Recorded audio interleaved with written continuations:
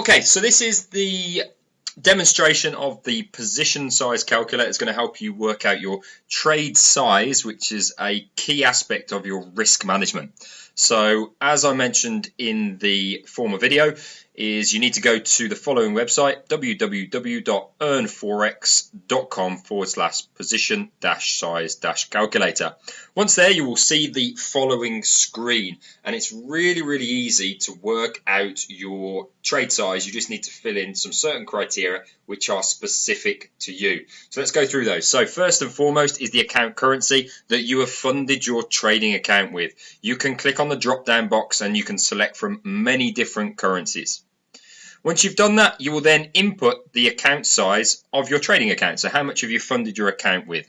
So in this example here, I've used $10,000.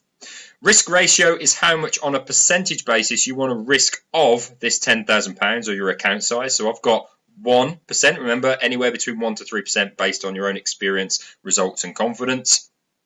Stop loss is always going to be 80 pips. Because that's the maximum stop loss level that we'll have on every single trade. So we're going to pop in 80 there, and then all you're doing here is selecting your currency pair. So in this example, I'm just going to use euro dollar. Once you've done all that, you can click on calculate, and it will then give you your results. So all it's saying in this top box here is that I would be, if this trade got stopped out, I would lose $100. That's your sanity check, because if that figure is different to what you want to accept as a maximum risk in money, you've done something not quite right. So go back through your figures, adjust them, and you'll find that that auto-populates again. So absolutely 1% of my account size, £10,000, is $100. That's what I am personally prepared to risk on this trade if it doesn't work out and I get stopped out for 80 pips. What does that mean in units and lots though? Because units are used for our C-Trader platform and lots are used for the MT4 platform. So we don't really need to understand them that much. All we need to do is copy and paste them depending on the platform we are using. So I've got both platforms open at the minute. So I'm going to do the C-Trader first. So I'm concerned about units. So it's 12,500 units. I'm literally copying that and I go to my C-Trader platform. As we see it here. Now, there are two ways to take a trade. You can either execute via a very quick off-the-charts fast execution, as we see here. If you're doing that, you just simply click on this box here where you see the volume, highlight it, and then paste that figure in and click on Enter. Now you can see I've got 12,500 units of volume that I will be trading on this particular trade. Also, you can go to the left-hand side here, right-click on top of it and go to Create New Order. And then you'll see that the volume is listed here. Same thing applies. Click on that there, delete it, and then paste in the figure, and that will auto-populate. Now you've put in that figure correctly. So very simple process. Put your information in on the online calculator, copy the volume or the units, and paste it into your order ticket, knowing that you've got your position absolutely spot on. So that's for the C-Trader. What about MT4? So MT4, they're concerned with lots. So we do the same process, but we copy this particular element here. We copy it and we go to our MT4 platform. Same thing applies. You can either have the on-chart version, so just here.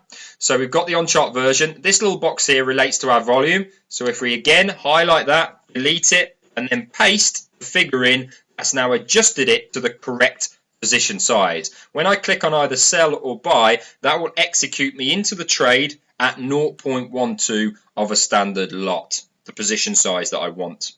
Same thing applies. You can also create a new order if you're not using the off the charts version. Same thing applies. You go to the volume, which is the box here, highlight it, Control V or paste into that box there. Now you know that when you click on sell or buy, you're going into a position at the desired trade size.